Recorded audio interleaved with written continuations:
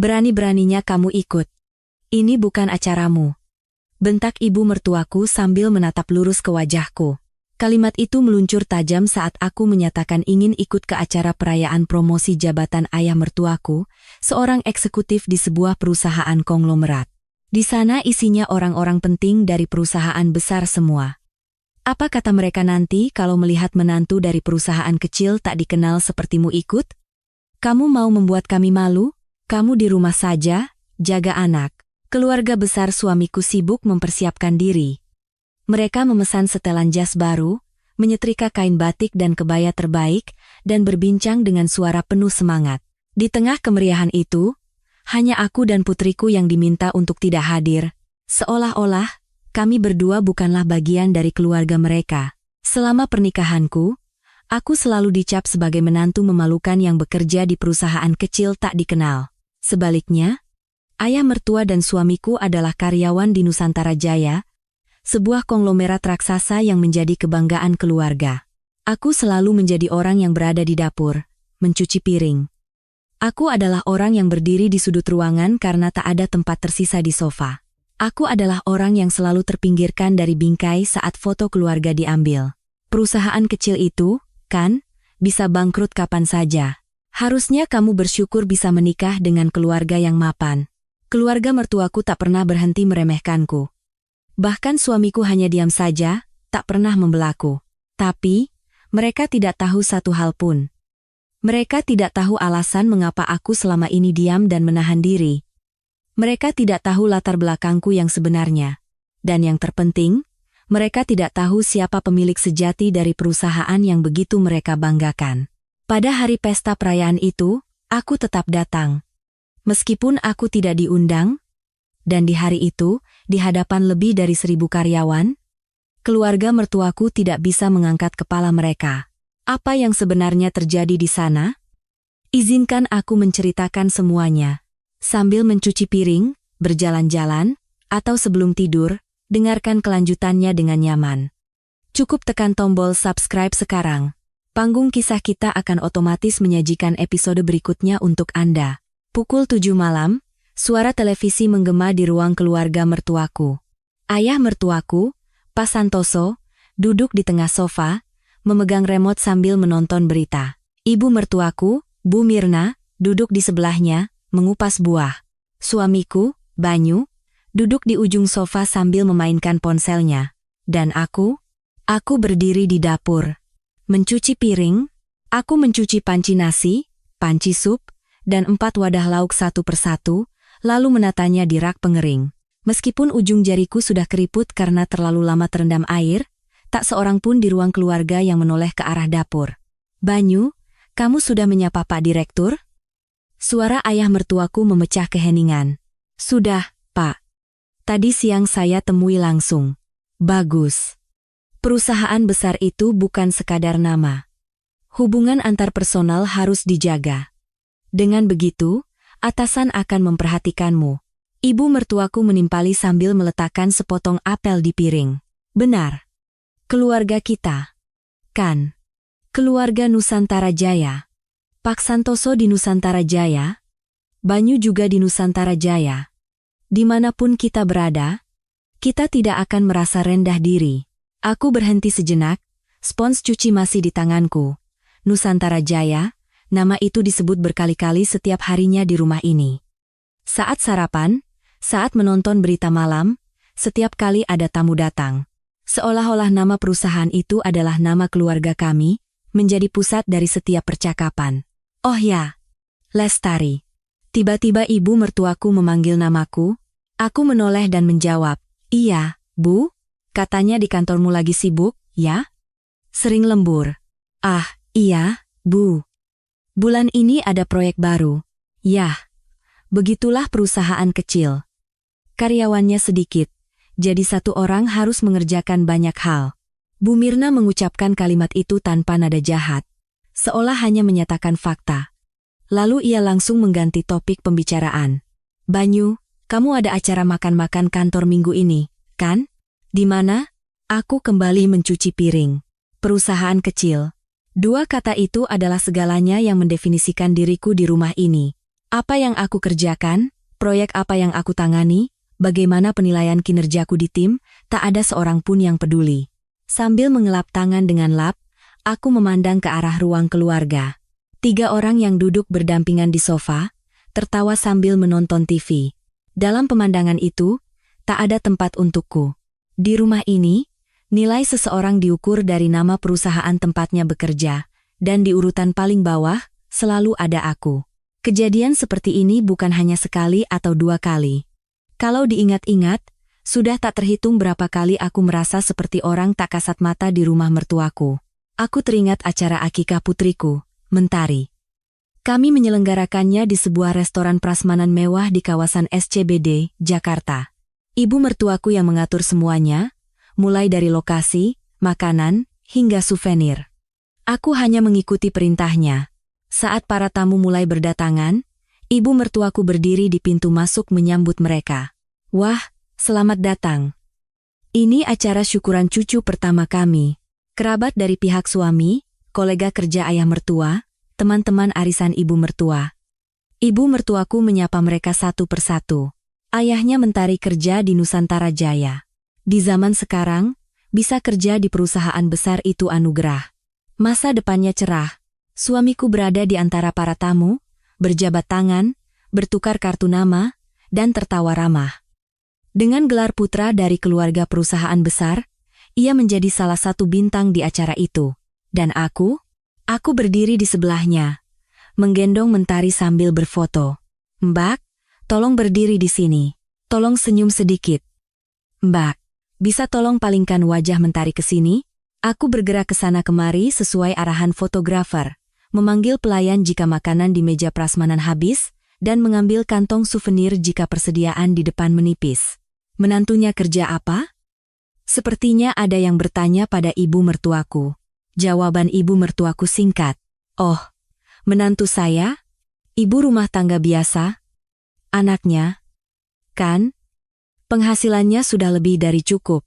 Aku yang jelas-jelas bekerja di sebuah perusahaan kecil, diperkenalkan sebagai ibu rumah tangga kepada teman-temannya. Setelah itu, tak ada lagi yang bertanya tentang pekerjaanku. Dalam perjalanan pulang, aku menatap Mentari yang tertidur pulas di mobil. Akankah anak ini mengingat hari ini saat ia besar nanti? Hari di mana ibunya hanya berdiri di belakang, sementara ayahnya diperkenalkan dengan bangga. Saat itu aku hanya membiarkannya berlalu. Ini acara akikah, acara keluarga suami, memang sudah seharusnya begitu. Beberapa hari kemudian, saat ibu mertuaku merapikan foto-foto acara, ia berkata, foto ini bagus sekali. Banyu sedang menggendong Mentari. Di foto yang dipilih ibu mertuaku, ada suamiku, Mentari, dan kedua mertuaku yang tersenyum bahagia. Aku mungkin berada di suatu tempat di luar bingkai, mungkin sedang mengurus souvenir atau mengantar tamu pulang. Foto ini kita cetak besar, pasang di ruang keluarga. Ibu mertuaku berkata dengan wajah puas. Aku hanya menjawab, iya, Bu. Aku sendiri tidak yakin apakah hal itu pantas untuk membuatku merasa sedih. Di acara kumpul keluarga besar pun, hal serupa terus berlanjut. Setiap lebaran, semua kerabat dari pihak suami berkumpul. Keluarga dari saudara-saudara ayah mertuaku, beserta anak-anak mereka, total hampir 20 orang. Sejak pagi, aku membantu ibu mertuaku memasak rendang, membuat opor, dan menata meja. Saat makanan sudah tersaji, dan para orang tua duduk mengelilingi meja makan, percakapan pun mengalir secara alami. Banyu, bagaimana kerjaanmu di kantor? Tentu saja baik, Nusantara Jaya itu perusahaan ternama. Banyu diakui kinerjanya di sana. Ibu mertuaku tak pernah ketinggalan memamerkan suamiku. Lalu ketika topik beralih ke Mentari, kalimat ini pasti akan menyusul. Mentari nanti kalau sudah besar harus seperti papa, ya, kerja di perusahaan besar, nenek berharap banyak padamu. Mentari masih terlalu kecil untuk mengerti, tapi kata-kata itu terdengar jelas di telingaku. Seperti papa. Perusahaan besar. Kalau mama, aku tak bisa menanyakan itu di sana.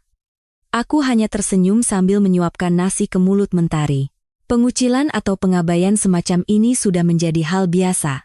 Belum lama ini, saat ayah mertuaku minum bersama saudara-saudaranya, Ia berkata, tahun ini, perusahaan menawariku promosi jadi direktur. Belum pasti, sih, tapi kemungkinannya besar. Wah, benarkah? Direktur itu jabatan tinggi. Direktur di Nusantara Jaya itu bukan sembarang orang yang bisa jadi. Ayah mertuaku tersenyum bangga. Yah, aku sudah bekerja hampir 30 tahun di sini. Sudah sepantasnya aku mendapatkan ini. Semua orang di sana memberinya selamat, dan ibu mertuaku terus berkata, belum pasti? Loh, belum? Meskipun senyumnya merekah hingga ke telinga. Aku mendengarkan percakapan itu sambil membereskan piring-piring kotor. Direktur perusahaan besar. Jika gelar itu melekat pada keluarga ini, kebanggaan mereka akan melambung setinggi langit.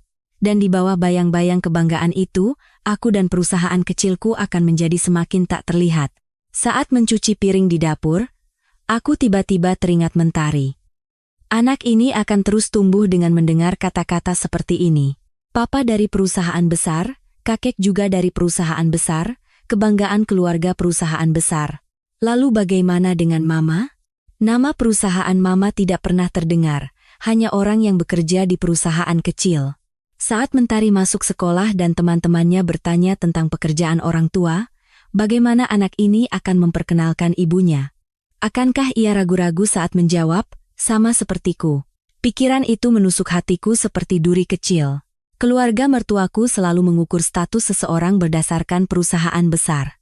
Di puncak hierarki ada ayah mertuaku yang akan menjadi direktur, diikuti oleh suamiku yang merupakan karyawan Nusantara Jaya, lalu ibu mertuaku sebagai istri dari keluarga perusahaan besar. Dan di paling bawah, di tempat yang nyaris tak terlihat, ada aku dan Mentari. Tidak? Mungkin kami bahkan tidak berada dalam barisan itu, melainkan di luarnya.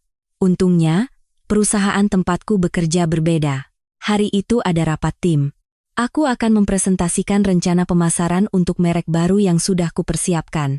Dengan hati berdebar, aku menampilkan slide di layar dan mulai menjelaskan satu persatu. Analisis pasar, definisi target konsumen, strategi per kanal, hingga proyeksi hasil. Materi ini kubuat dengan lembur selama hampir 2 bulan. Setelah presentasi selesai, suasana hening sejenak. Manajer timku yang pertama kali angkat bicara. Lestari, ini bagus sekali. Terima kasih, Pak. Bukan basa-basi. Jujur saja, di perusahaan skala kita, jarang sekali ada rencana sekaliber ini. Ini bahkan tidak akan kalah jika diajukan ke tim pemasaran perusahaan besar. Seorang senior di sebelahku menimpali. Betul. Lestari, kalau nanti kamu mau pindah kerja, bilang saja. Saya akan tuliskan surat rekomendasi. Kemampuanmu ini laku di mana saja. Semua orang tertawa dan mengangguk setuju. Wajahku memerah, dan aku hanya bisa menunduk. Meskipun perusahaanku kecil, pekerjaanku tidaklah kecil. Setidaknya di sini, ada orang-orang yang melihatku apa adanya. Setelah rapat selesai dan aku kembali ke mejaku, manajerku menghampiri. Lestari. Sebentar. Iya, Pak. Yang tadi saya katakan di rapat itu tulus. Saya bangga punya orang sepertimu di tim ini. Kalau ada tawaran dari perusahaan lain, jujur saja padaku. Saya akan coba negosiasikan gajimu. Aku tersenyum dan menjawab. Saya belum ada pikiran ke sana. Pak, saya merasa masih banyak yang bisa saya pelajari di sini. Baiklah. Terima kasih. Tapi serius, kemampuanmu itu akan diakui di mana saja. Ingat itu. Dalam perjalanan pulang, suasana hatiku sangat baik. Baru kali ini aku merasakan betapa kuatnya pengakuan dari orang lain. Namun, setibanya di rumah, suasananya berbeda dari biasanya. Begitu membuka pintu, suara ayah mertuaku terdengar. Nada bicaranya lebih tinggi dari biasanya, penuh kegembiraan. Akhirnya dikonfirmasi. Saat aku masuk ke ruang keluarga, ayah mertuaku sedang berdiri di depan sofa. Ibu mertuaku juga tersenyum cerah di sebelahnya, dan suamiku sudah pulang kerja. Pak, ada apa? Lestari, promosi jabatan direktur saya sudah dikonfirmasi. Tadi bagian HRD menelepon. Ibu mertuaku bertepuk tangan. Setelah 30 tahun akhirnya jadi direktur. Keluarga kita jadi keluarga direktur perusahaan besar. Selamat, Pak. Aku menundukkan kepala sebagai tanda hormat. Ayah mertuaku berkata dengan bangga. Nanti saat acara akhir tahun perusahaan, akan ada pengumuman resmi. Keluarga para pejabat yang dipromosikan juga diundang. Keluarga juga? Iya. Kita akan diberi ucapan selamat di atas panggung, foto bersama. Nusantara Jaya sangat memperhatikan hal-hal seperti ini. Ibu mertuaku sudah tampak bersemangat. Wah, kalau begitu aku harus pakai baju apa? Kebaya atau gaun? Ya? Banyu, kamu juga harus buat setelan jas baru, kan? Bu, saya pakai yang ada saja. Jangan begitu, ini, kan, promosi ayahmu. Harus tampil yang terbaik. Aku mendengarkan percakapan itu dan dengan hati-hati bertanya, apa saya juga boleh ikut? Seketika, percakapan terhenti. Ibu mertuaku menatapku dengan senyum yang canggung. Lestari, di sana itu isinya orang-orang Nusantara Jaya semua. Pejabat-pejabat tinggi juga banyak, bukannya tidak boleh, tapi, ayah mertuaku melanjutkan, ya, sebagai keluarga, tentu boleh saja datang. Tapi jujur, kamu mungkin akan merasa canggung di sana. Semuanya orang-orang dari perusahaan besar. Banyu, kan? Karyawan Nusantara Jaya, jadi wajar saja dia berbaur.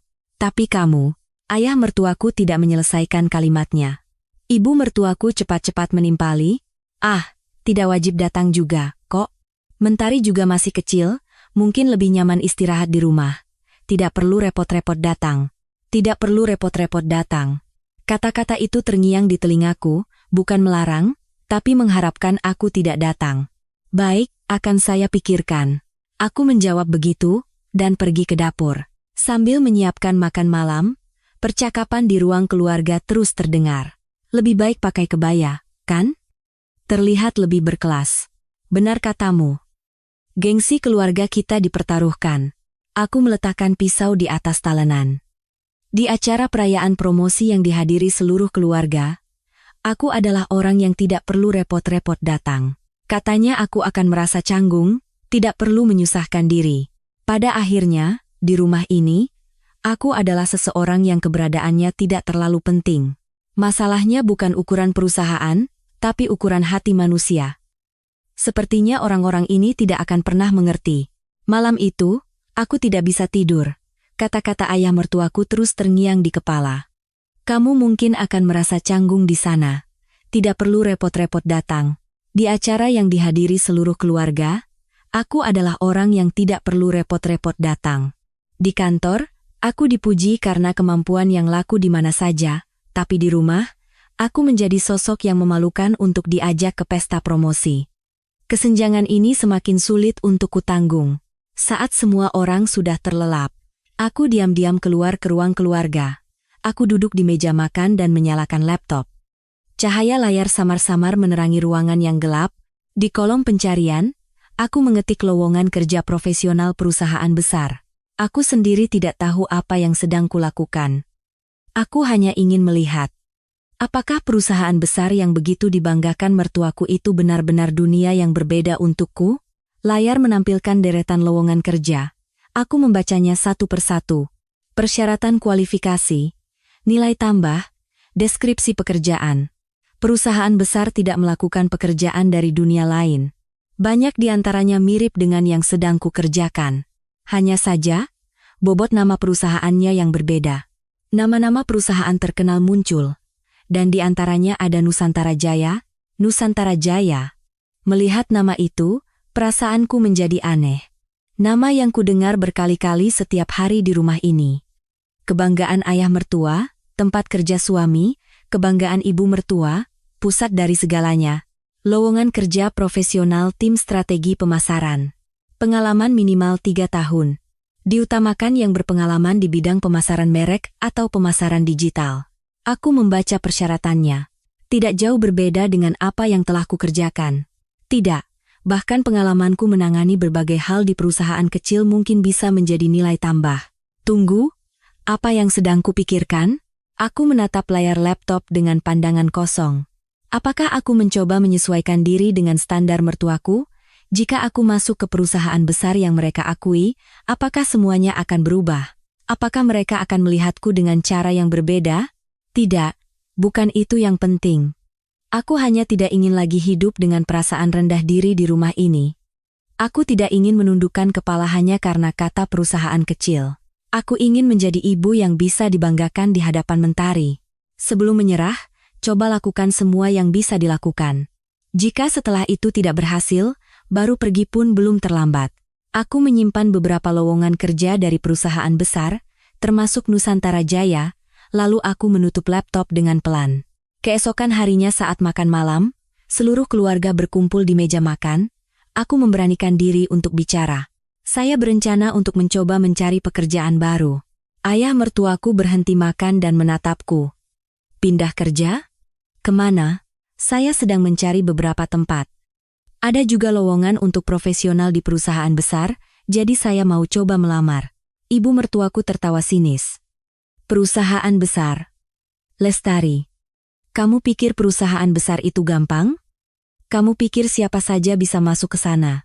Tetap saja saya ingin mencoba. Kalau tidak berhasil, ya sudah, tapi saya ingin mencoba. Ya. Melamar? Sih. Terserah kamu. Tapi jangan terlalu berharap. Nanti kalau ditolak, kamu sendiri yang sakit hati. Suara ibu mertuaku lebih terdengar, seperti kepastian daripada kekhawatiran. Kepastian bahwa kamu pasti tidak akan diterima. Suamiku ikut menimpali. Benar kata ibu. Perusahaan besar itu tidak mudah. Saya saja dulu susah payah masuknya. Aku hanya menjawab, iya dan menyuap nasi. Dalam hati aku berpikir, tentu saja, aku tidak berharap apa-apa. Harapan bahwa kalian akan melihatku dengan cara yang berbeda sudah lama pupus. Ini hanyalah usaha terakhir untuk diriku sendiri. Sekali saja, aku ingin mencoba memenuhi standar yang begitu kalian banggakan. Jika setelah itu tetap tidak berhasil, maka saat aku benar-benar meninggalkan rumah ini, aku tidak akan punya penyesalan. Malam harinya, aku kembali membuka dan merapikan CV-ku. Proyek-proyek yang pernah kukerjakan, hasil yang kucapai, hal-hal yang kupelajari, sambil menuliskannya satu persatu, aku baru menyadari betapa banyak hal yang telah kulakukan di perusahaan kecil itu. Dengan ini, bukankah aku bisa bersaing di perusahaan besar? Tidak. Setidaknya coba saja kirim lamarannya. Sambil mencuci piring, aku menguatkan hatiku. Entah ini adalah upaya untuk memperbaiki hubunganku dengan mertua, atau persiapan untuk pergi dengan kepala tegak, jujur aku sendiri tidak tahu. Tapi satu hal yang pasti, aku tidak ingin lagi hanya disebut sebagai menantu yang bekerja di perusahaan kecil. Itulah awal dari usaha terakhirku. Beberapa hari kemudian, dalam perjalanan pulang kerja. Saat sedang berjalan menuju stasiun MRT, ponselku bergetar. Notifikasi email. Tanpa pikir panjang, aku membuka layar dan seketika langkahku terhenti.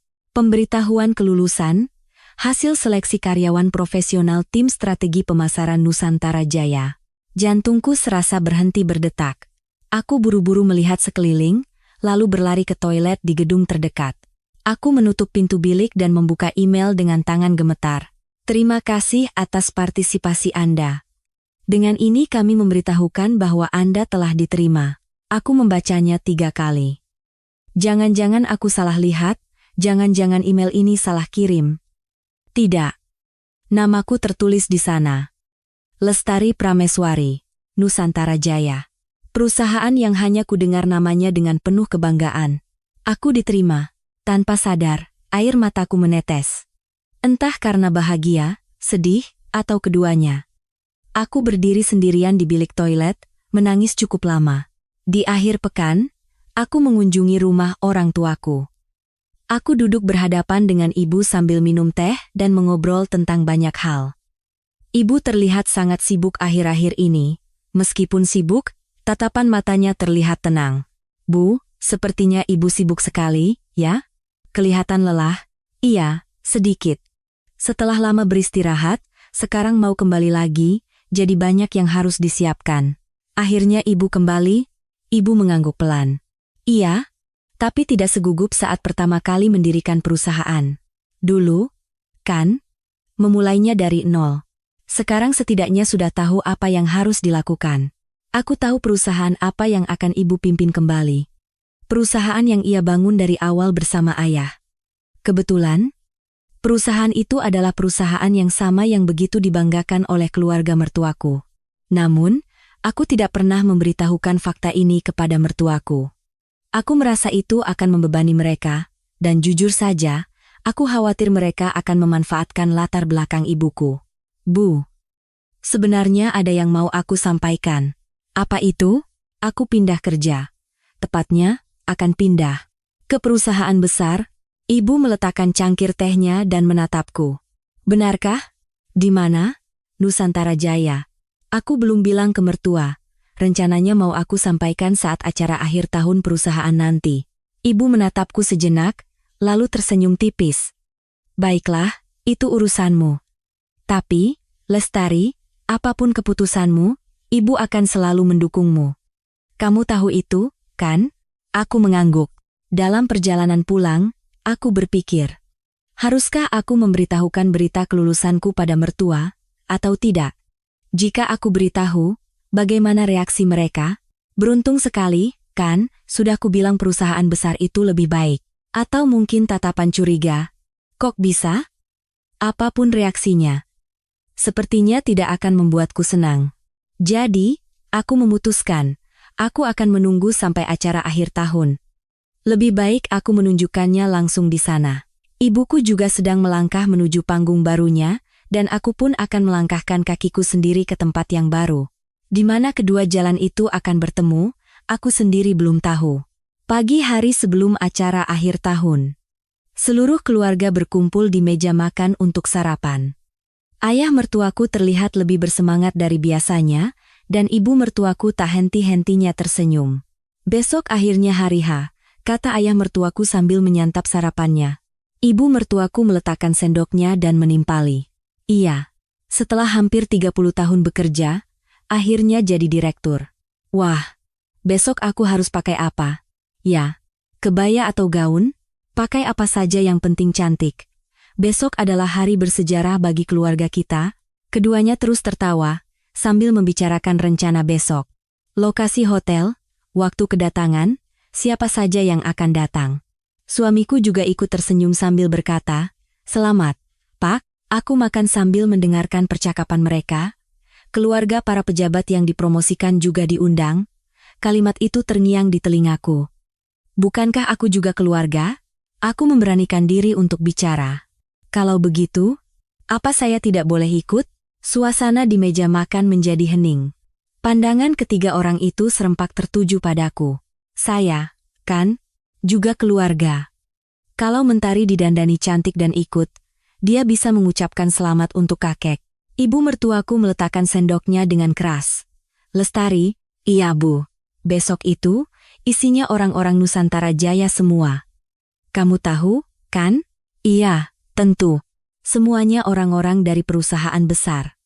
Direktur, manajer, semuanya karyawan Nusantara Jaya atau keluarganya. Kalau menantu yang kerja di perusahaan kecil tak dikenal ikut, kami, kan, jadi malu. Aku tidak bisa berkata apa-apa. Ibu mertuaku melanjutkan, lagi pula kalau kamu hanya membawa cucu kami, nanti orang-orang bertanya, menantunya kenapa tidak ikut? Jadi lebih baik kamu dan Mentari di rumah saja. Nanti kami yang akan cari alasan. Mentari juga? Aku menatap ibu mertuaku. Ibu mertuaku memasang ekspresi seolah itu adalah hal yang wajar. Seolah-olah bertanya, memangnya kenapa? Menunjukkan wajah cucu pun tidak boleh?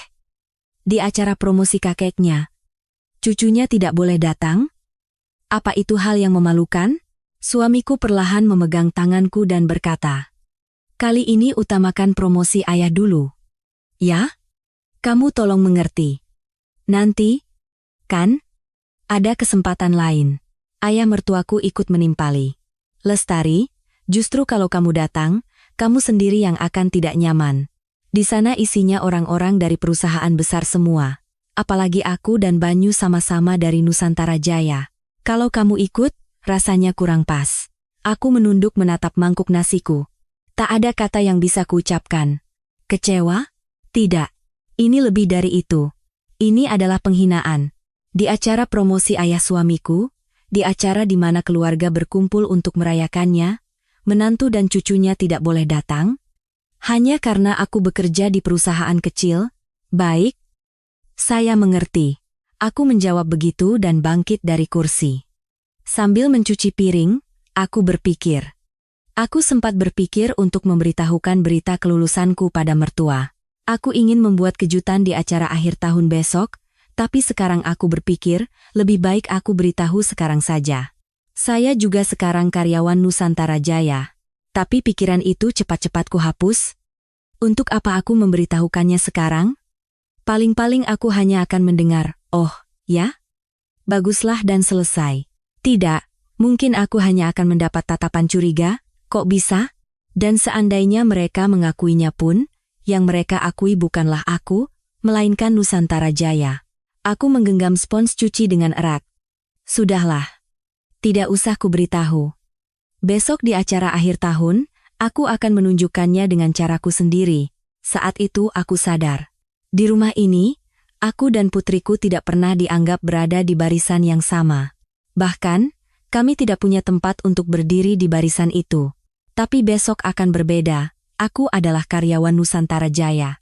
Karyawan profesional yang diterima dengan kemampuanku sendiri di perusahaan yang begitu mereka banggakan. Fakta itu akan kutunjukkan besok, secara langsung. Aku tidak akan lagi bersembunyi sebagai menantu yang bekerja di perusahaan kecil. Aku membulatkan tekadku. Malam harinya, ayah mertuaku pulang lebih awal. Di tangannya ada sebotol whisky. Hari ini kita minum-minum dulu. Besok adalah hari besar. Ibu mertuaku menyiapkan makanan ringan, dan suamiku duduk di sebelah ayahnya. Aku mencuci piring di dapur, sambil mendengarkan percakapan mereka di ruang keluarga. Setelah beberapa gelas, suara ayah mertuaku semakin keras. Banyu, kamu pikir jabatan direktur itu datang begitu saja? Tidak, Pak. Tentu tidak mudah. Bukan tidak mudah lagi. Kamu tahu berapa banyak usaha yang sudah kukerahkan untuk sampai di posisi ini? Ayah mertuaku melanjutkan sambil menenggak minumannya. Orang-orang yang punya kuasa di bagian personalia, aku harus menjaga hubungan baik dengan mereka. Setiap hari besar aku kirim hadiah, main golf bareng. Kalau diajak minum sampai subuh pun aku temani. 10 tahun aku melakukannya, 10 tahun. Aku menghentikan gerakan tanganku. Itu semua namanya koneksi. Koneksi. Jangan harap bisa berhasil hanya dengan kemampuan. Anak-anak muda sekarang pikir kalau punya kemampuan, semuanya beres. Dunia tidak semudah itu. Ibu mertuaku menimpali. Benar. Kamu sudah berjuang keras, harus ada yang menghargainya.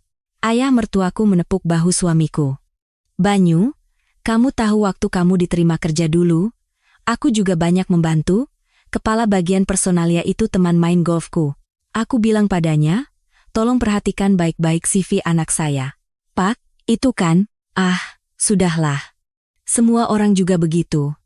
Kalau tidak begitu, ya bodoh namanya. Bukannya kamu tidak punya kemampuan, tapi karena orang-orang yang punya kemampuan itu terlalu banyak, jadi harus dibuat menonjol. Itulah peran seorang ayah. Aku berdiri terpaku dengan spons cuci di tangan. Jadi, Banyu diterima kerja juga karena bantuan ayahnya. Suamiku hanya tersenyum canggung. Ekspresinya tidak menyangkal, juga tidak membenarkan. Ayah mertuaku kembali mengisi gelasnya. Promosi kali ini juga sama. Ada orang yang kukenal di dewan direksi.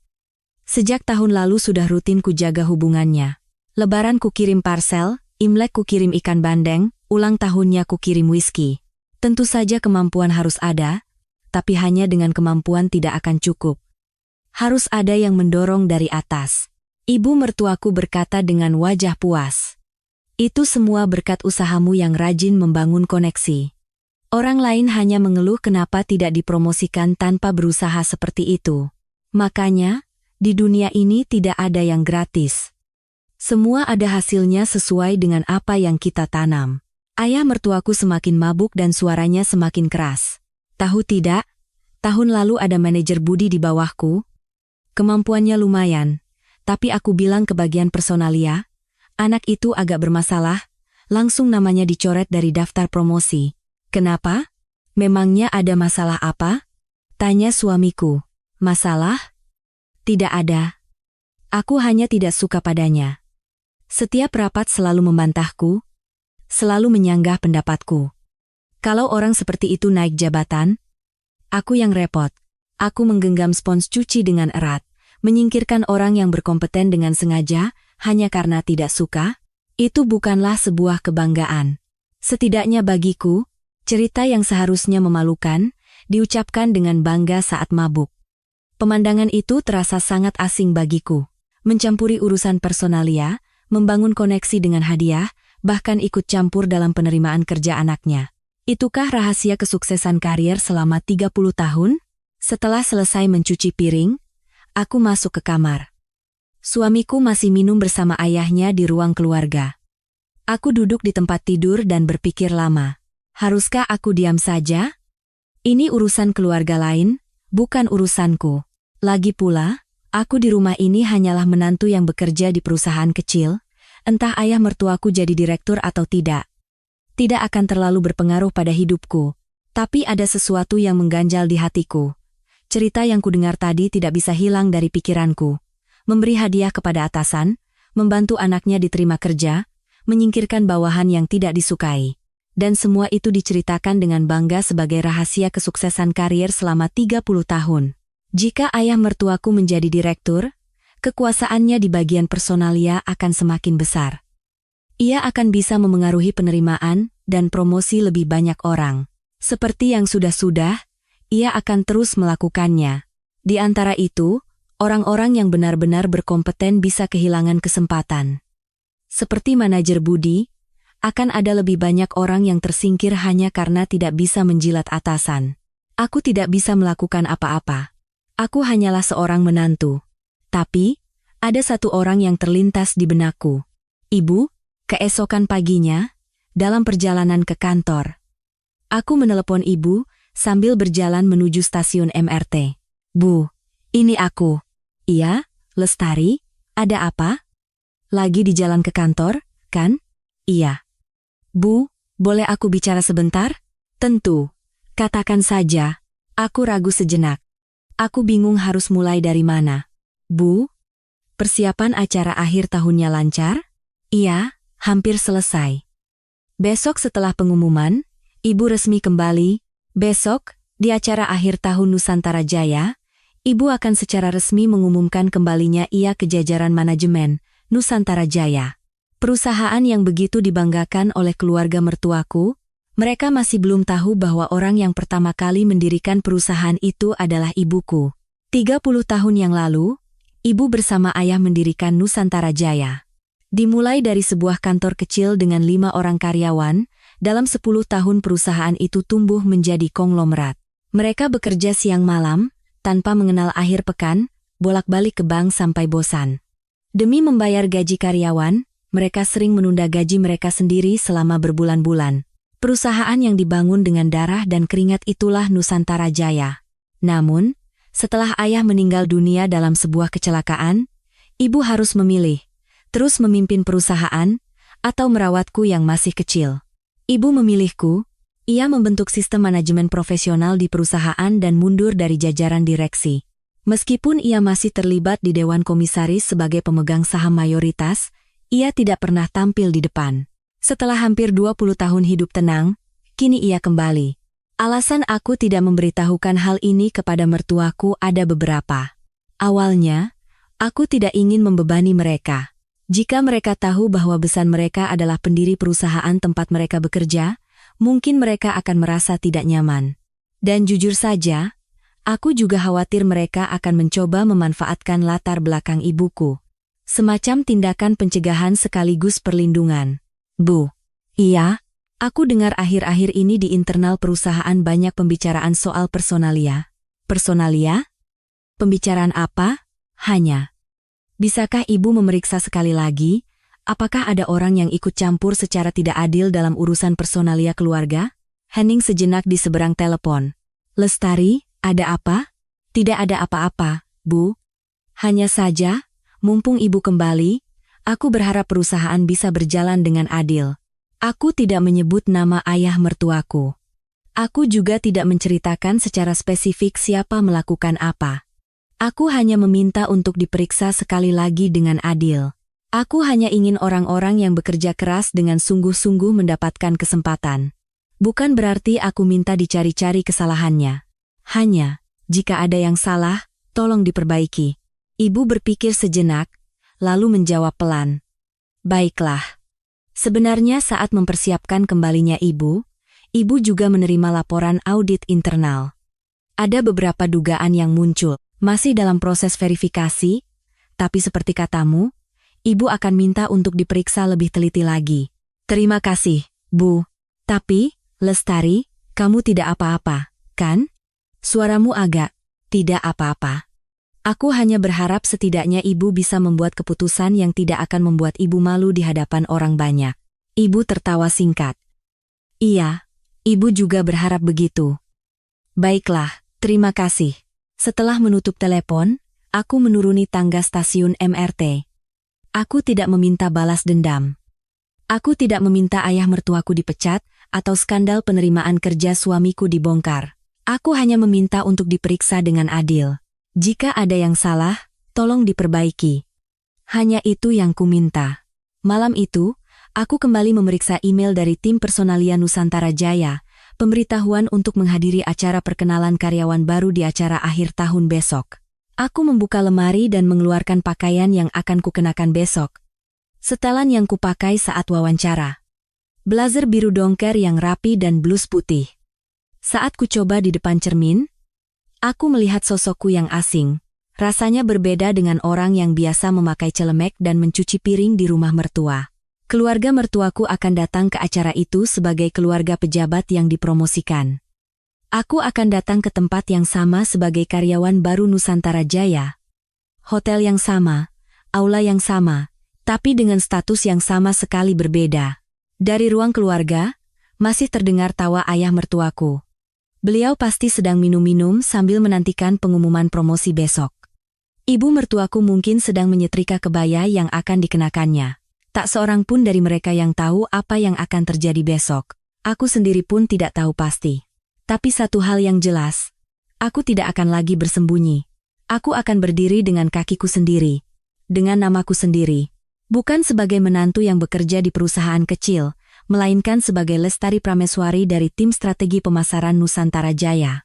Itulah pilihan yang bisa kulakukan untuk diriku sendiri.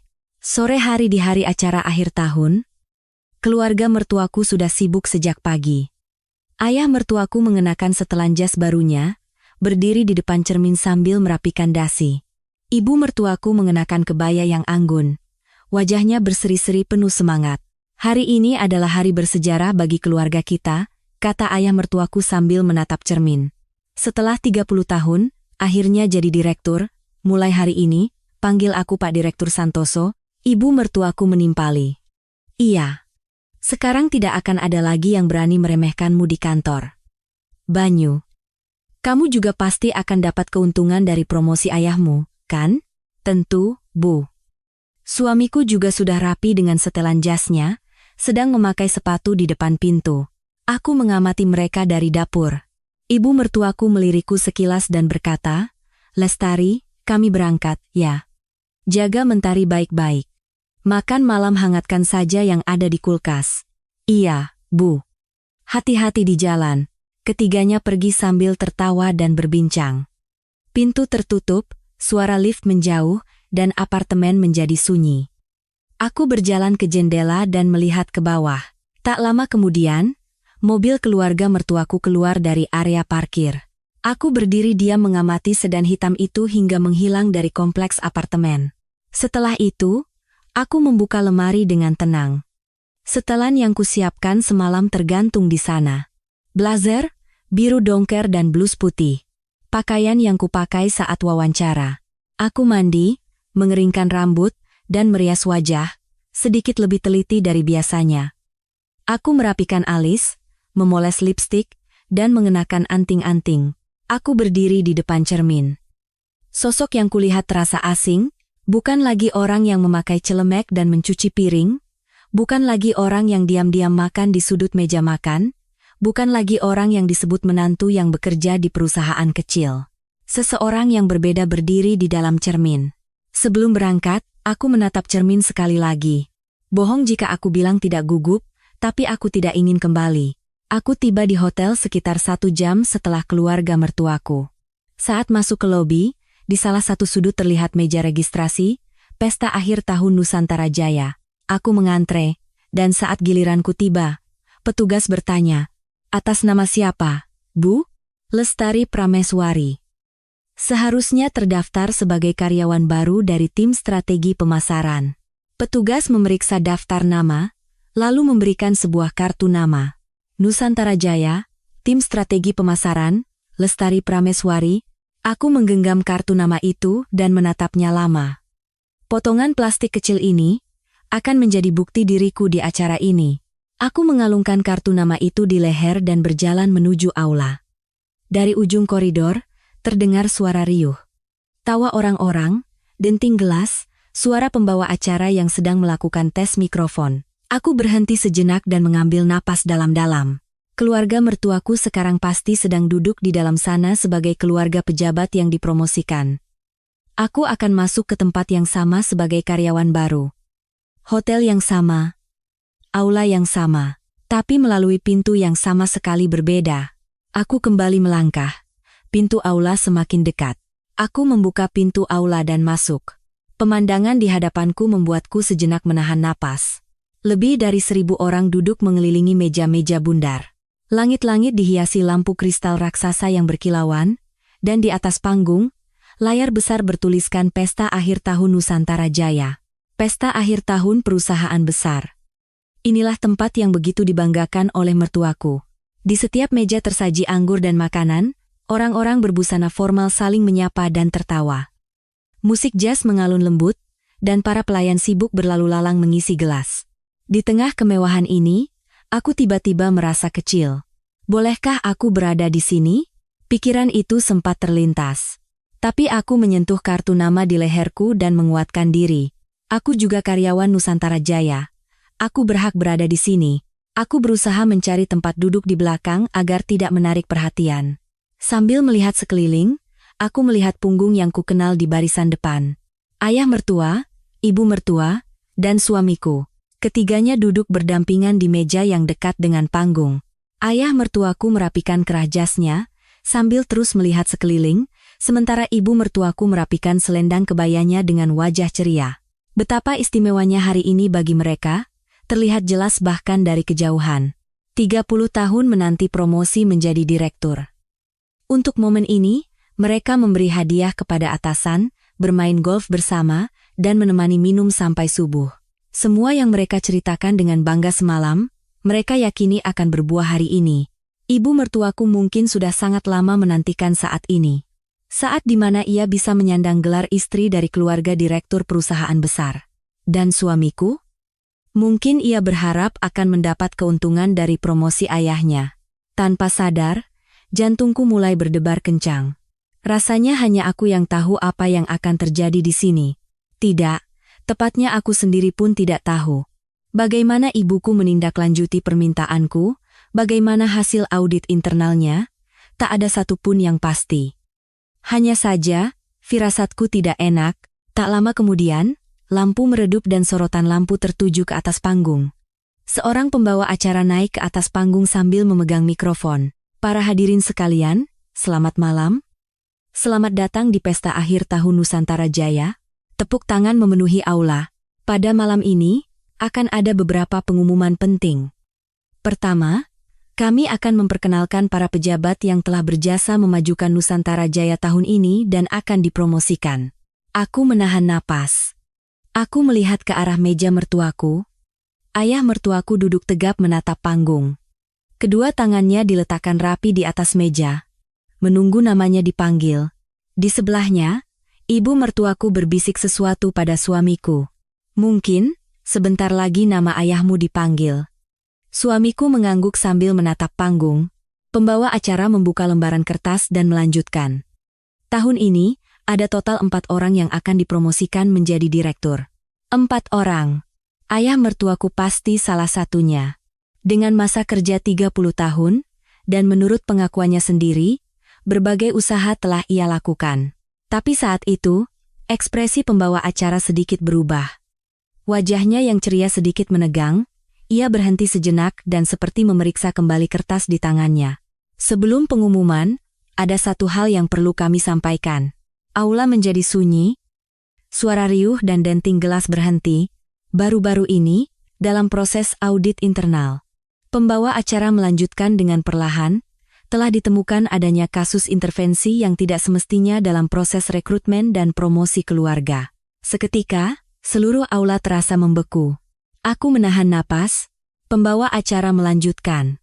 Oleh karena itu, kandidat direktur yang bersangkutan telah dicabut dari daftar promosi kali ini, dan data terkait akan diserahkan ke komite disipliner.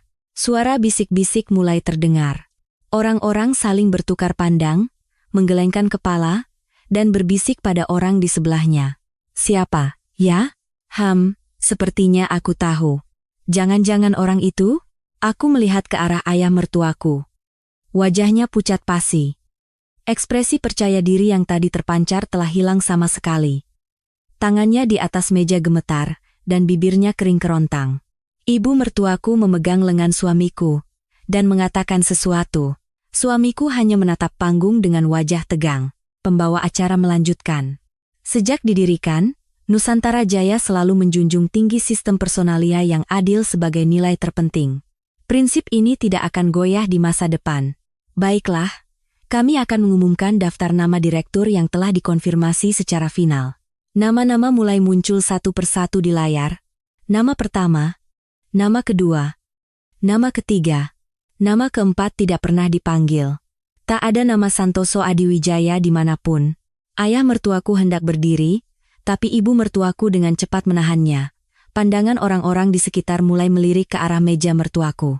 Semua orang tahu, siapa orang yang namanya tidak ada di daftar. Siapa orang yang promosinya dibatalkan, karena skandal personalia.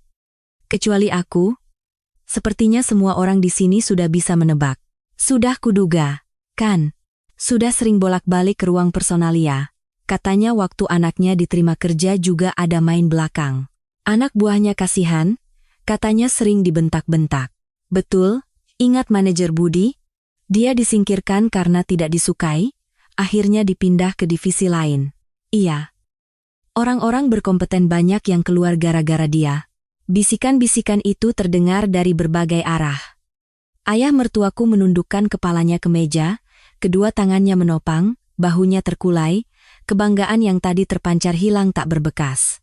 Ibu mertuaku terus melihat sekeliling, mencoba menghindari tatapan orang-orang, tapi semua mata sudah tertuju pada meja mereka. Mengenakan kebaya yang indah, betapa ia menantikan hari ini, dan bagaimana perasaannya sekarang. Suamiku hanya diam menatap lurus ke depan. Entah apa yang sedang ia pikirkan, atau mungkin ia tidak memikirkan apa-apa, mungkin ia belum bisa menerima kenyataan ini. Aku mengepalkan tanganku. Aku menelepon ibu semalam. Saat itu aku jelas mengatakan, aku tidak minta balas dendam, aku hanya minta untuk diperiksa dengan adil.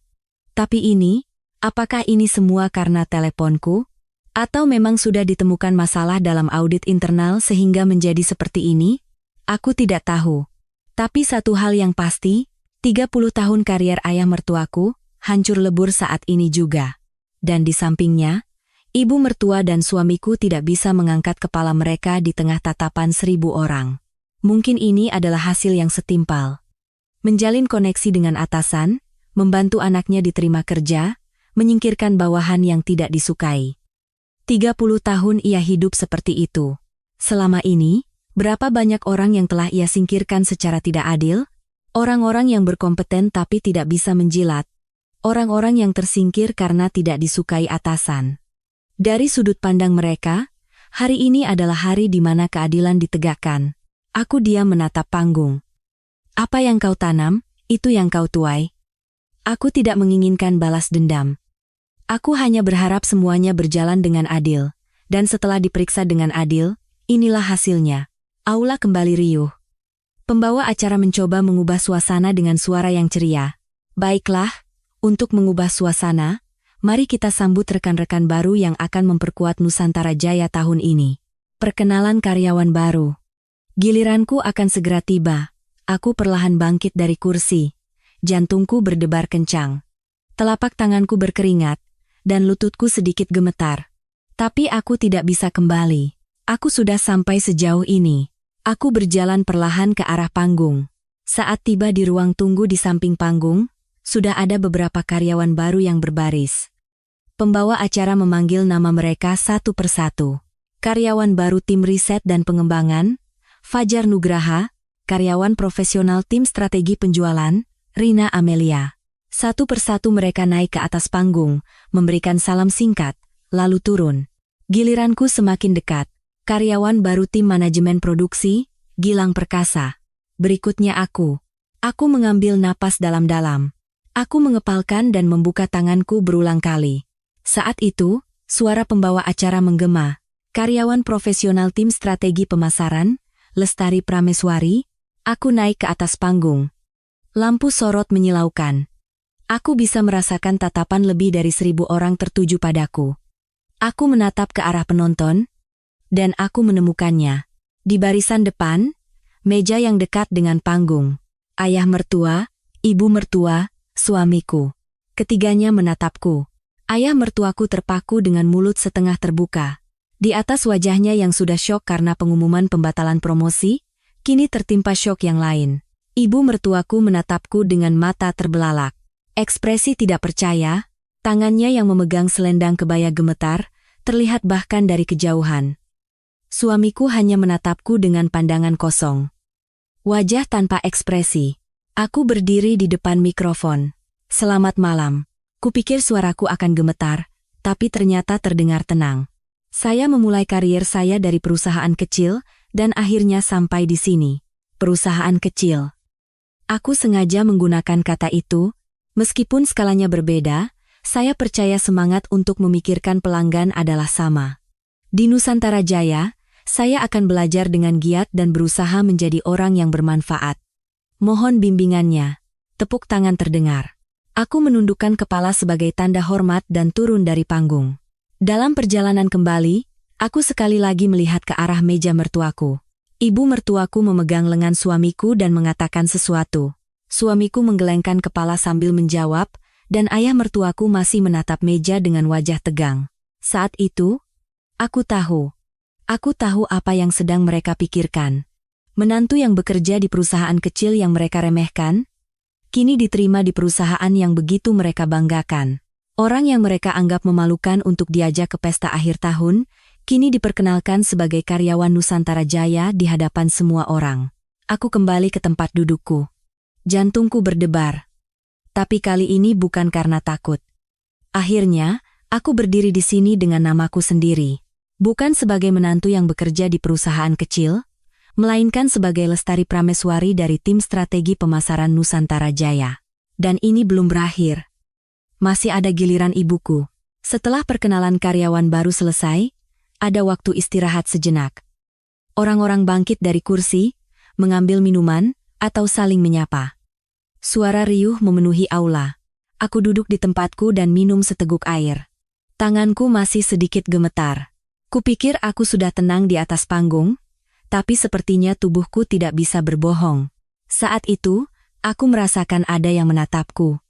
Aku mengangkat kepala, dan dari meja mertuaku, ketiga orang itu menatapku. Ayah mertuaku mengatupkan giginya. Ekspresi marah dan bingung bercampur aduk. Hari ini ia dipermalukan 2 kali. Promosi direktur dibatalkan, dan menantu yang diremehkannya muncul. Wajah ibu mertuaku pucat pasi. Ia menatapku tajam seolah tidak percaya, lalu mulai mengatakan sesuatu pada suamiku.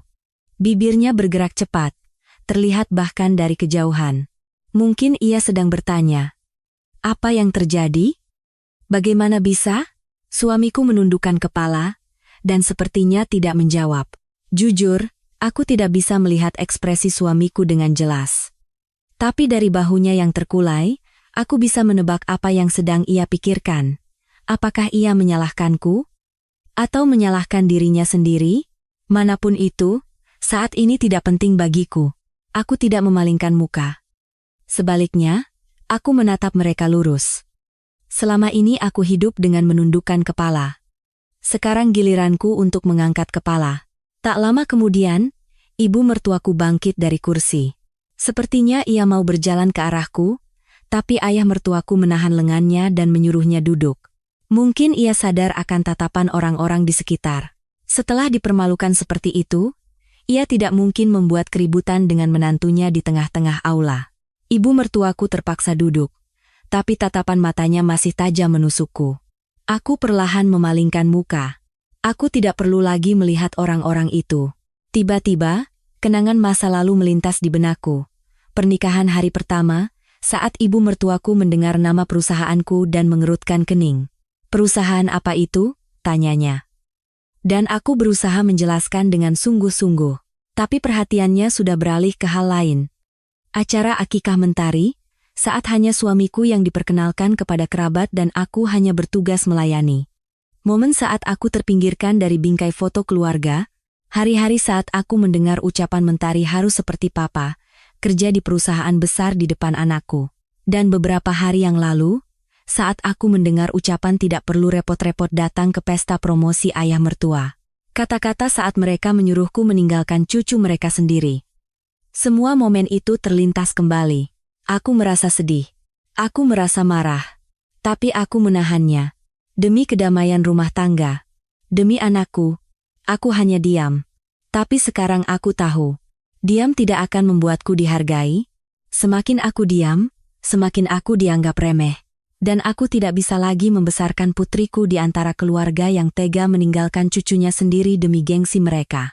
Hari ini, aku memutuskan untuk tidak diam. Aku datang ke sini dengan kakiku sendiri, dan berdiri di atas panggung dengan namaku sendiri. Itu saja sudah cukup berarti. Aku mendengar bisikan dari meja sebelah. Orang itu, katanya menantu dari orang yang promosinya dibatalkan tadi. Wah, benarkah? Menantunya diterima di perusahaan yang sama, tapi kenapa datangnya terpisah? Bukannya keluarga datang bersama? Entahlah. Sepertinya ada cerita di baliknya. Bisikan-bisikan itu terdengar di telingaku. Bohong jika aku bilang tidak terganggu. Tapi aku tidak merasa malu. Aku datang ke sini dengan kemampuanku sendiri. Bukan karena koneksi atau latar belakang siapapun. Tentu, ibuku adalah pendiri perusahaan ini. Tapi aku tidak pernah menyebutkan fakta itu sekalipun saat wawancara. Aku juga tidak menuliskannya di CV. Aku diterima murni karena pengalaman dan portofolioku. Ibuku juga menginginkan itu. "Kamu harus masuk dengan kemampuanmu sendiri agar kamu bisa bangga," katanya. Jadi, aku bangga. Lampu kembali meredup. Waktu istirahat selesai, dan acara berikutnya akan dimulai. Pembawa acara kembali naik ke atas panggung. Baiklah, kita akan memasuki acara puncak pesta akhir tahun malam ini. Puncak acara. Aku mengambil napas dalam-dalam. Aku tahu acara apa ini. Ibuku sudah memberitahuku sebelumnya. Malam ini, di tempat ini, akan ada pengumuman resmi bahwa ibuku kembali ke jajaran manajemen Nusantara Jaya. Pembawa acara melanjutkan. Untuk menyongsong lompatan baru Nusantara Jaya, kami akan menyambut seseorang yang istimewa. Aula menjadi sunyi. Lebih dari 1.000 orang serempak menatap panggung. Beliau adalah salah satu pendiri Nusantara Jaya, sekaligus pemegang saham mayoritas. Setelah 20 tahun, beliau kembali ke jajaran manajemen. Aku diam menatap panggung. Aku mendengar suara riuh dari meja mertuaku. Mungkin mereka sedang bertanya, "Pendiri? Siapa?" Mereka akan segera tahu. Siapa ibuku? Dan ibu dari orang yang selama ini mereka remehkan sebagai menantu yang bekerja di perusahaan kecil, adalah orang yang mendirikan perusahaan yang begitu mereka banggakan. Pembawa acara meninggikan suaranya. Kita sambut pendiri sekaligus pemegang saham mayoritas Nusantara Jaya, Ibu Anindita Wirjawan. Tepuk tangan membahana. Dari samping panggung, seorang wanita berjalan keluar, mengenakan setelan biru dongker yang elegan dengan kalung mutiara. Rambutnya ditata pendek dan rapi, langkahnya tenang namun mantap. Ibuku, berdiri di hadapan lebih dari 1.000 orang.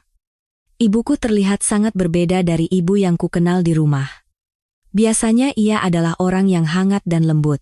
Orang yang minum teh bersamaku sambil mengobrol santai. Yang tertawa sambil bermain dengan Mentari. Tapi ibu yang berdiri di atas panggung sekarang, adalah sosok seorang pemimpin yang memimpin ribuan karyawan. Ibuku berdiri di tengah panggung dan menatap ke arah penonton dengan tenang. Meskipun ribuan pasang mata tertuju padanya, ia tidak goyah sedikit pun. Sebaliknya, Ia menerima semua tatapan itu seolah itu adalah hal yang wajar. Berdiri di depan mikrofon, ibuku membuka mulut. "Selamat malam, saya Anindita Wirjawan." Suaranya menggema di seluruh aula. 30 tahun yang lalu, saya bersama suami saya memulai Nusantara Jaya dari sebuah kantor kecil, dengan 5 orang karyawan dan 6 buah meja. Ibuku berhenti sejenak dan menatap penonton. Saat itu, yang kami miliki hanyalah kemampuan teknis dan semangat. Tapi kami percaya itu sudah cukup. Kami ingin menciptakan perusahaan di mana orang-orang yang berkompeten dihargai dengan adil. Itulah awal dari Nusantara Jaya. Aula menjadi sunyi. Lebih dari 1.000 orang menahan napas mendengarkan pidato ibuku. Setelah suami saya meninggal, saya mundur dari jajaran manajemen. Saya harus membesarkan putri saya yang masih kecil, dan saya pikir perusahaan bisa dipercayakan kepada orang-orang yang hebat. Putri. Saat kata itu keluar, aku merasakan jantungku berdebar kencang. Tapi setelah 20 tahun, saya pikir sudah saatnya saya kembali. Suara ibuku menjadi lebih tegas. Nusantara Jaya harus menjadi perusahaan yang adil. Perusahaan di mana orang yang berkompeten dihargai, dan hasil kerja kerasnya dihargai. Itulah cita-cita saya saat pertama kali mendirikan perusahaan ini. Aku melirik ke arah meja mertuaku. Wajah ayah mertuaku membeku. Lebih pucat dari saat pengumuman pembatalan promosi tadi. Sepertinya ia baru menyadari arti kata pemegang saham mayoritas yang diucapkan pembawa acara tadi. Siapa pemilik sejati perusahaan ini? Siapa orang yang membatalkan promosinya? Dan siapa ibu dari menantu yang begitu ia remehkan? Ibu mertuaku menatap panggung dengan mulut setengah terbuka. Ekspresi tidak percaya. Sepertinya ia bahkan tidak sadar bahwa serbet di tangannya sudah kusut. Suamiku menundukkan kepala dan hanya menatap meja. Ibuku melanjutkan. "Mulai hari ini, saya akan kembali ke jajaran manajemen Nusantara Jaya, dan saya akan menyampaikan arah kebijakan Nusantara Jaya ke depan." Di layar muncul sebuah slide, Rencana Manajemen Inovatif Nusantara Jaya. Di bawah judul itu, tercantum beberapa poin. Pertama, kami akan merombak total sistem personalia. Kami akan memperkenalkan sistem evaluasi yang adil, dan menciptakan sistem promosi yang berbasis pada kompetensi, bukan senioritas. Saat kalimat itu keluar, tepuk tangan terdengar dari berbagai sudut aula, terutama dari meja-meja yang diisi oleh karyawan muda. Mungkin mereka adalah orang-orang yang selama ini merasa frustrasi dengan sistem personalia yang tidak adil. Kedua, kami akan memperkuat sistem audit internal. Seperti yang diumumkan hari ini, siapapun yang mendapatkan jabatannya dengan cara yang tidak semestinya akan dimintai pertanggungjawaban. Bahu ayah mertuaku terlihat sedikit bergetar. Aku kembali menatap panggung. Ibuku menatap ke arah penonton dengan tenang. Lalu sejenak, sangat sejenak, mata kami bertemu. Ibuku tersenyum. Senyuman yang sangat tipis, tapi aku tahu artinya, kamu hebat. Tatapan mata yang mengandung kata-kata itu. Tanpa sadar, mataku berkaca-kaca. Ibuku kembali menatap lurus ke depan dan melanjutkan. Mari kita bersama-sama menciptakan 30 tahun baru bagi Nusantara Jaya. Terima kasih, tepuk tangan bergemuruh. Lebih dari 1.000 orang serempak berdiri dan memberikan tepuk tangan meriah. Ibuku menundukkan kepala sebagai tanda hormat dan turun dari panggung. Sambil bertepuk tangan, aku sekali lagi melihat ke arah meja mertuaku. Ketiganya tidak bertepuk tangan.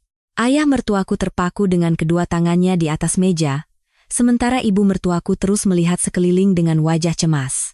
Suamiku masih menundukkan kepala. Selama tepuk tangan meriah itu, aku kembali melihat ke arah meja mertuaku, wajah ketiganya membeku.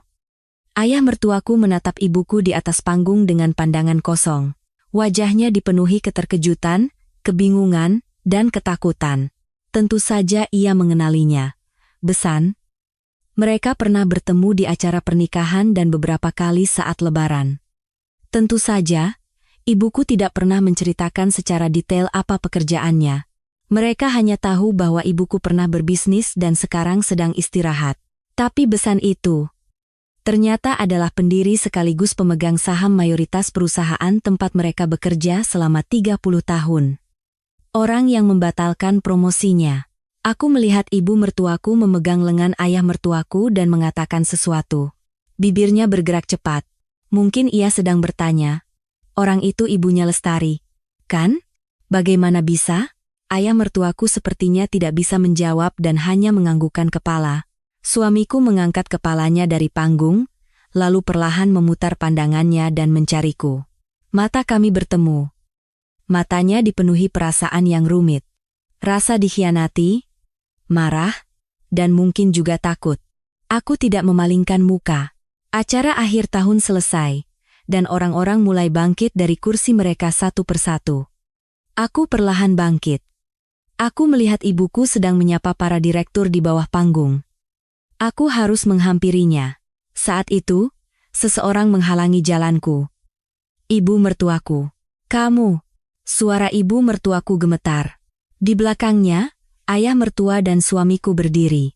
Ayah mertuaku yang tadi begitu angkuh, kini bahunya terkulai. Bu. Aku menjawab dengan tenang. Mata ibu mertuaku bergerak gelisah. Mata yang biasanya menatapku rendah, kini seperti tidak tahu harus melihat kemana. Itu. Orang itu. Ibu mertuaku menunjuk ke arah panggung dengan terbata-bata. Iya, itu ibu saya. Aku menjawab singkat. Wajah ibu mertuaku pucat pasi. Ia sudah tahu, tapi mendengar konfirmasi langsung dariku, sepertinya membuatnya lebih syok. Kenapa? Kenapa kamu tidak bilang? Suara ibu mertuaku meninggi. Itu adalah bentuk pengertian saya. Aku menjawab dengan tenang, pengertian? Saya khawatir ibu dan bapak akan merasa tidak nyaman jika tahu bahwa besan kalian adalah pendiri perusahaan tempat kalian bekerja. Ibu saya juga sudah 20 tahun tidak aktif di manajemen, jadi saya tidak ingin memberitahu dan membebani kalian. Ibu mertuaku terdiam. Dan jujur saja, saya juga khawatir. Aku melanjutkan. Saya khawatir kalian akan mencoba memanfaatkan latar belakang ibu saya. Mencoba meminta bantuan untuk promosi bapak, atau untuk kenaikan jabatan suami saya. Jika itu terjadi, akan merepotkan bagi ibu saya dan juga bagi saya. Wajah ibu mertuaku memerah.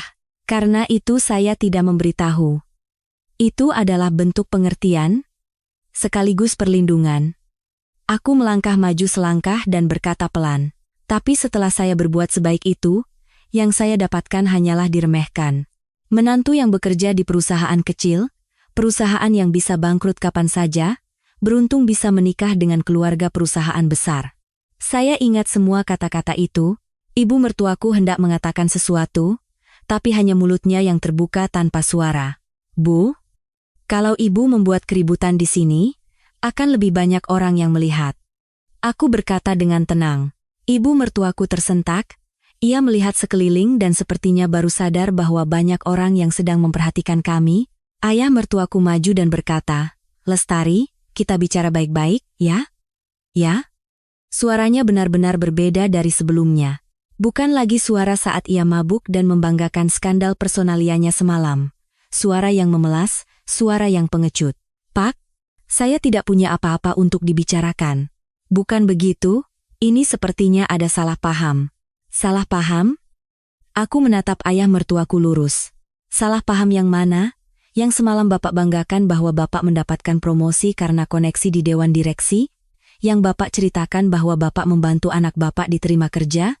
Yang bapak katakan bahwa bapak sengaja menyingkirkan bawahan yang tidak bapak sukai? Wajah ayah mertuaku memerah padam. Itu kan saya katakan saat mabuk. Jadi yang bapak katakan saat mabuk itu tidak benar? Aku tidak mundur. Bapak bilang bapak sudah melakukannya selama 30 tahun. Koneksi adalah segalanya. Kemampuan saja tidak cukup. Bukankah itu filosofi bapak? Ayah mertuaku terdiam. Saat itu, suara yang kukenal terdengar dari belakang. Lestari. Ibuku. Ibuku datang menghampiriku. Ia selesai menyapa para direktur, dan datang mencariku. Keluarga mertuaku serempak menatap ibuku. Ibu mertuaku dengan cepat mengubah ekspresinya dan berkata, "Oh, Besan." Lalu ia berhenti. Rasanya tidak pantas lagi memanggil Besan dalam situasi ini. Ibuku menatap keluarga mertuaku dengan tenang. Lama tidak bertemu? Iya. Ibu direktur. Ibu mertuaku tidak tahu harus berbuat apa dan menundukkan kepalanya. Tadi ia hendak memanggil Besan. Sekarang tiba-tiba berubah menjadi ibu direktur. Pemandangan itu lucu sekaligus menyedihkan. Tadi saat meremehkanku, dan sekarang saat tahu ibuku adalah direktur, sikapnya berubah 180 derajat. Pada akhirnya, yang penting bagi orang-orang ini bukanlah manusia, melainkan jabatan. Ibuku menatapku dan berkata, "Lestari, ayo. Ada yang ingin ibu bicarakan." "Iya, Bu." Aku berjalan ke samping ibuku. Saat itu, suamiku angkat bicara. "Lestari," aku berhenti. Suamiku melangkah maju. "Kenapa kamu tidak bilang?" "Padaku juga?" Suara suamiku lebih terdengar terluka daripada marah. "Aku mau bilang." Aku menatap suamiku dan menjawab. "Saat aku diterima di Nusantara Jaya, aku mau bilang.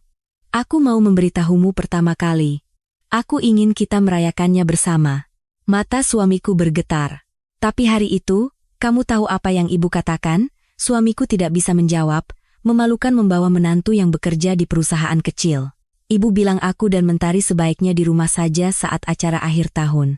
Di acara yang dihadiri seluruh keluarga, hanya kami berdua yang disuruh tidak datang." Wajah suamiku menegang. "Kamu ingat apa yang kamu katakan waktu itu?" Aku bertanya. "Kamu tidak mengatakan apa-apa? Kamu hanya diam mendengarkan di sampingku, tidak mengatakan sepatah kata pun." Suamiku menundukkan kepala. "Aku menunggu hari itu, aku menunggu kamu bilang, Lestari juga harus ikut, atau, Bu, itu keterlaluan. Tapi kamu hanya diam." Seperti biasanya, suamiku menggigit bibirnya. "Jadi aku tidak ingin memberitahumu. Aku hanya ingin menunjukkannya dengan caraku sendiri." Aku mundur selangkah dan berkata, "Dan hari ini, aku sudah menunjukkannya." Suamiku hendak mengatakan sesuatu, tapi aku berbalik. Aku keluar dari aula bersama ibuku, sambil berjalan di koridor, ibuku bertanya, "Kamu tidak apa-apa?" "Iya, tidak apa-apa." Aku tersenyum dan menjawab, "Aku lega, rasanya semua yang kupendam selama ini, hari ini semuanya keluar." Ibuku merangkul bahuku dan berkata, "Kamu hebat. Ibu bangga padamu." "Ibu juga. Tadi di atas panggung keren sekali." Ibuku tersenyum. Ibu juga tegang. "Sudah 20 tahun. Kan? Kami melewati lobi hotel dan keluar. Udara dingin musim dingin menyentuh wajahku. Tapi tidak terasa dingin.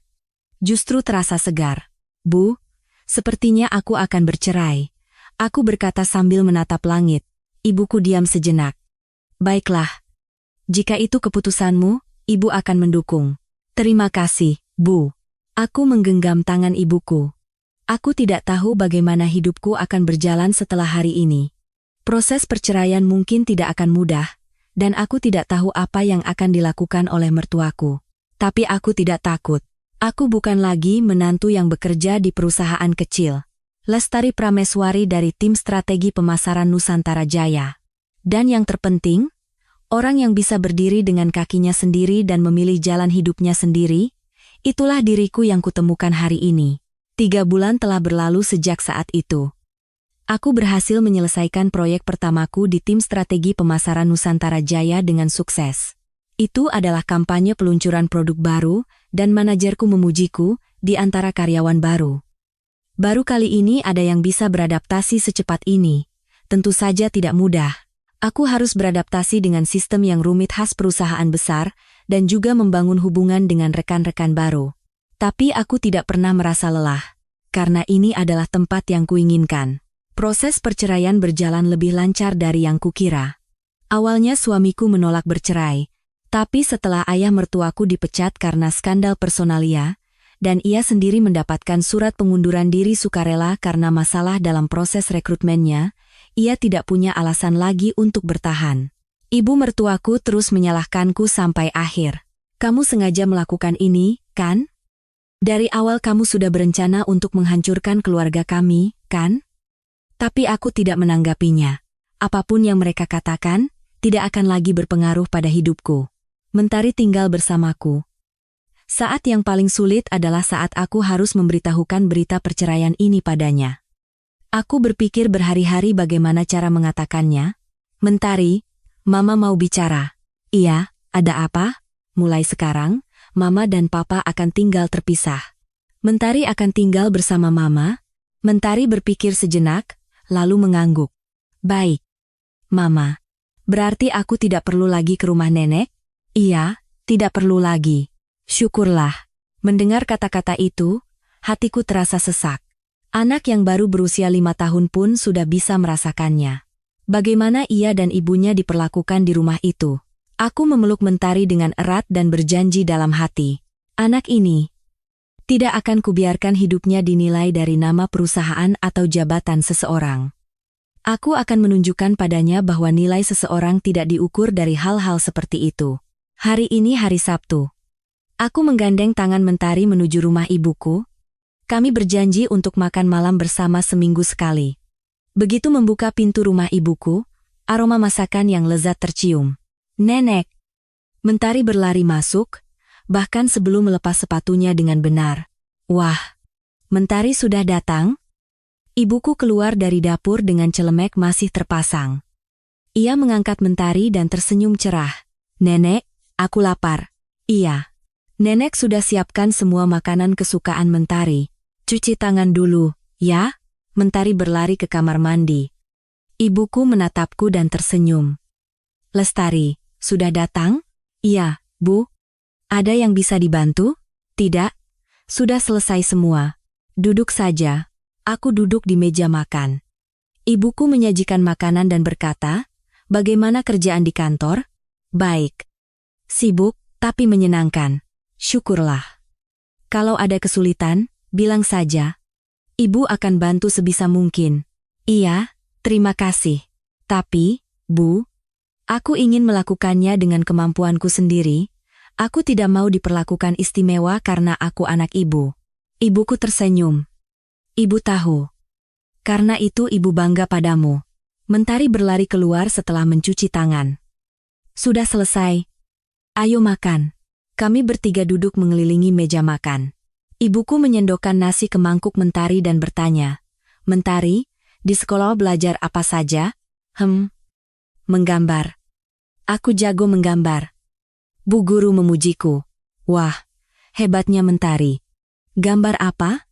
Mama, aku, dan nenek. Bertiga bergandengan tangan. Aku menghentikan gerakan sendokku dan menatap Mentari. Mentari. Boleh Mama lihat gambarnya? Boleh. Ada di rumah. Nanti aku tunjukkan. Terima kasih. Mentari. Aku mengelus kepala Mentari. Sambil makan, aku menatap keluar jendela. Musim semi akan tiba. Ranting-ranting pohon yang selama musim dingin meranggas, kini mulai ditumbuhi tunas-tunas hijau. Musim dingin tahun lalu, aku berdiri di dapur mertuaku mencuci piring sambil menatap ruang keluarga. Ayah mertua, ibu mertua, dan suamiku duduk berdampingan di sofa. Tak ada tempat untukku di antara mereka. Aku hanyalah menantu yang bekerja di perusahaan kecil. Tapi sekarang berbeda. Aku duduk di antara ibu dan Mentari, di antara orang-orang yang kucintai, orang-orang yang mencintaiku apa adanya. Mama, ini enak, kata Mentari sambil mengunyah telur dadar. Mentari, jangan bicara sambil makan. Baik, Ma. Ibuku tersenyum. Aku juga tersenyum.